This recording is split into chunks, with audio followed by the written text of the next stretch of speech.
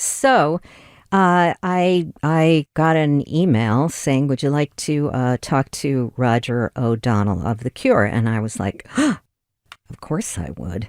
The Cure is my favorite band." So, and this came about because you may already know this if you're a Cure fan, but he was diagnosed with lymphoma in 2023. So part of our conversation focuses on that because this is Blood Cancer Awareness Month. And of course, we do talk about other things as well because Roger's a musician. So I'm going to start off with a couple of Cure songs because any excuse to play The Cure, you know what I mean? By the way, you're listening to The Whole Wide World here on member-supported WFUV 90.7 on the dial and WFUV.org on the web. I'm Delphine Blue with you Friday nights from 6 until 9. And by the way, The Cure have just announced some festival dates at Primavera, which is Primavera in Barcelona, I think. And they're also going to be playing Rock on Seine in Paris. This is next summer. So things are brewing, you know. This is The Whole Wide World with myself, Delphine Blue, and it is beyond thrilling to have this guest talking to us tonight. So my guest is Roger O'Donnell from The Cure, and the audience of this show knows that The Cure is my favorite band. So, yeah. Well, I hope I don't let you down after that build-up. I know, I was thinking I shouldn't have too much pressure. Anyway, hi, Roger. Hi. It's lovely. This is wonderful. And, in preparing for this interview, I was listening to some older interviews that you had done and reading some. And then I listened to a very recent one just a little while ago, earlier this afternoon. And, there was just such a radical difference. And I just want to say to the audience that I'm honored to be talking to a member of The Cure, but there is a subtext to how this came about. And I'm just going to lay the backdrop for a second, just paint a picture that in 2022, as most Cure fans were, everyone was over the moon about the world tour. This was very exciting. And as the dates were announced, they were everywhere. And there was so much anticipation. And then the States would be later on. And the new album, I mean, we heard a song or two, and lo and behold, it sounded like The Cure. You know, when you love a band for decades, there's some apprehension after a while about the next album. Is it going to be crap, basically? And it wasn't. And so there was Cure mania going on. But what was going on for you on a personal level was so radically different to what I'm describing. So Yeah, it was, we started the tour in 22. We did Europe as we normally do the US first and then move on to Europe, but this one was kind of turned around a bit. So we done Europe and we were into 2023, and I suddenly there was something not quite right. I could feel something slightly wrong with me, and I kind of put it off. And I was desperate to get through the US tour because I love touring the US. It's my favorite place to tour. And through the tour, I was gradually feeling that something wasn't quite right. I would imagine that touring in itself is grueling, especially a tour like that one. Yeah, it is. So to still feel on top of that something odd would. Yeah, it was. We play long shows, as everybody knows, and we play a lot of shows in a week. I think mainly because we're happiest when we're playing. You know, we just don't want to take time off. So it is grueling, and as we're not young anymore, and we get older, and it takes its toll. And I was starting to feel not really unwell, but just that there wasn't something quite right. And then at the end of the tour, I thought, okay, I need to take care of this. I need to go to a doctor. And then finally in September of 23, which is almost exactly 2 years ago now, I was diagnosed with lymphoma, which was yeah, just a huge shock. I mean, we all live in fear of certain illnesses, and as you get older, things become more relevant. And it was, I describe it as if, we're all scared of the Mad Axe murderer knocking on the door. And for me, it was like there was a knock on the door, and there he was. And it was a case of then what do you do? So it was hugely disturbing to say the least. And also strange for me was that I had to miss some Cure shows, which I've never missed a show in my entire career. So I tried everything I could do. I had doctors, second opinion doctors all over the place. I had a very doctor in San Francisco who worked for the drug company who was making the drugs that I was taking. And I said, what do you think if I put off treatment just for E3? And she's like, she said in an email, if you could see my face right now, you would not be asking that question. So that put me in my place. So I got on with the treatment and sadly was unable to play the shows in South America, which was awful for me. But, things sort of getting put into perspective and importance, and you realize you've got to get on with this treatment and get through it. So, how did the band take it when they found out? Obviously, you've known each other a long time. I'm Yeah. sure they're like family in a certain way. Yeah, we're family. I mean, I've been in the band for nearly 40 years off and on, and different people take things in different ways, like in everything in life. Jason, who's kind of like my younger brother, he was really upset. I mean, everyone was upset, and I had a long talk with Robert about it, and I explained, that I couldn't do the shows, and it was too late to cancel, but they went ahead, and so we didn't want to disappoint people, but it was a wake up call for everyone, I think, especially me. I mentioned that I was reading some older interviews, and there was one from about 2004, and you were talking about it. Just seemed like you were really at the top of your game. It was you've been in the Thompson Twins, you've been in the Psychedelic Furs, you were Yeah, in and out of the Cure, you were inducted into the Rock and Roll Hall of Fame yeah. with the Cure. You've had your own solo career, you've worked with other artists, you've done some remixes. You have it just sounded like you were immersed in music, and you were just going along Yeah. as we do, because whoever anticipates No, some well, catastrophe.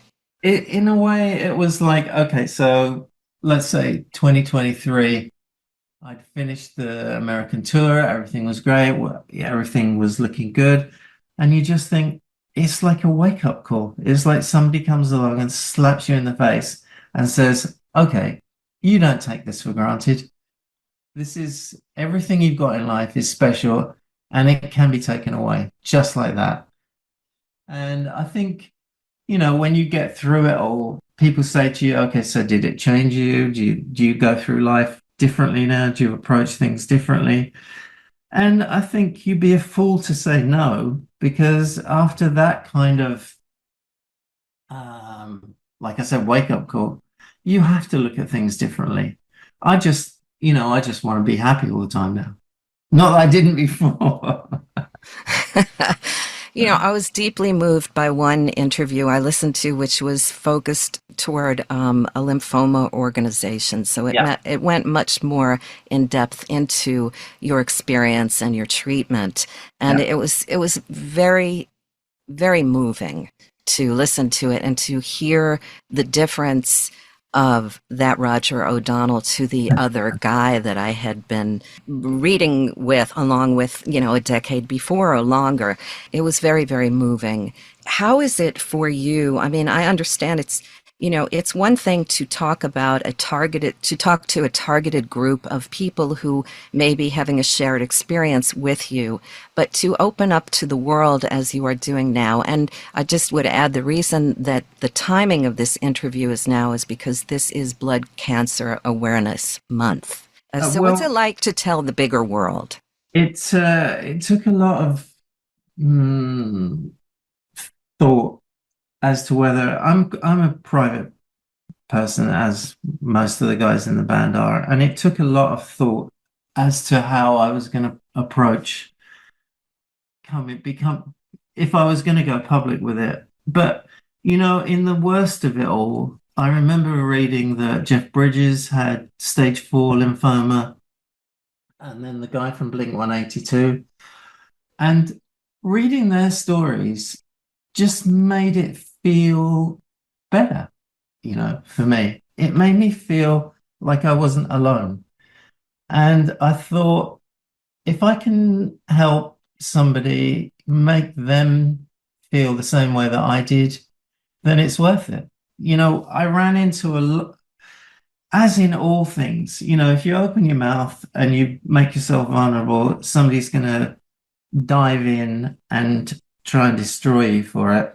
And when I went public, that I seem to have incurred the wrath of the anti-vax brigade, and they came at me like you wouldn't believe. And I was just like, hold on a minute. I'm trying to help people. And actually, I thought you were trying to help people because, if you firmly believe that vaccines are bad for you, then you want people to not take them and to live. And these people were saying, I hope you die a very painful, slow death. Oh, no. And I was like, whoa, whoa, whoa. And I actually engaged with a couple of them. And it was interesting. And you kind of dig below the surface. And everyone's kind of got a grudge to bear about something. And it's usually about somebody they lost. And I can understand it. But I think that it was worth the pain that it caused me to go public with it. And also, since then, I've been working with the Lymphoma Foundation that are based in New York. And we did a fundraiser last week on the Lymphoma Giving Day. And we raised a huge amount of money. And all it took was for me to make a little video and say, look, you can help. I helped. We can all help. Raise awareness. Let's raise some money. We're very close to finding a cure for this disease, and let's do it. And that's all it took, and if that's all it takes, I'll keep doing it. And how are you? I'm fine. I was very lucky that I was diagnosed early enough, even though I put it off, which, please, if you're listening to this, if you've got any symptoms, just go and see your doctor. It doesn't hurt. If they laugh at you, what does it hurt? They're not going to laugh at you anyway. It doesn't matter. Just go and get it checked out. It might be nothing. It probably is nothing. 90% chance it's going to be nothing. Unfortunately, mine was something. But from the very beginning, I had surgery and it took out the disease. But I went through the whole regimen of the chemo and radiation and high dose chemo just in case. But I'm fine. I've had I'm a year out of treatment and I've had blood tests and they're all straight down the middle. I had an incredible team of doctors that I called rock stars. And one of my doctors cured a guy of HIV and stage 4 lymphoma with stem cell transplants. And that's the kind of high-tech stuff that we're talking about. And that guy gets comped at every Cure show now. I said, Ian, if you want to come to any Cure shows next year, he's like, well, look, I'm not going to stand out in some muddy field and watch you guys. So hopefully we've got some shows that he'll feel a little more comfortable coming to. He really is a rock star, and I had a great time, and he's fun. I never felt a moment of, once I was in his hands, I felt secure. And that's the kind of relationship that you can build with doctors and your carers. And also my partner, Mimi. Without her, I couldn't have done this. So it's very important to have a team around you that you love and that loves you and that cares for you. It's fantastic that you were well, and I'm very happy for you. But now we're going to talk about music a little bit. That's fair. Selfishly. Okay, so it's just been announced that the Cure are headlining Primavera, right? Yeah. And also playing Rock en Seine in Paris at the end of August.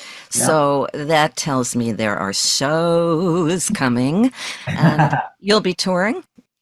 Well, I can't let too many cats out of too many bags. but we're obviously not going to be playing just three festivals next summer. So you can place bets that we're going to be doing some shows, and I'm super happy to do it. A year, just over a year after I was diagnosed, I was back playing a show with The Cure, and I stood on stage and I was like, I am so lucky to be here. It was the greatest feeling, and to be playing some shows in the summer next year. I just can't wait. I love playing festivals. We get to meet other bands, we get to hang out. It's the summer, it's fun, we Oh, yeah. travel, Yeah, we it's come good. home during the week. It's like a weekend job. So I Wow. can't wait. And we get to play all the hits and you see people's faces and everyone's just loving it. It's just fantastic. It is good. I went to festival in Cornwall in '83, and The Cure. I saw The Cure, and Wow. it was incredible. It was called the Elephant Fair, Yeah, and I think I've heard that's part of the Cure mythology. That's talked about in hushed tones.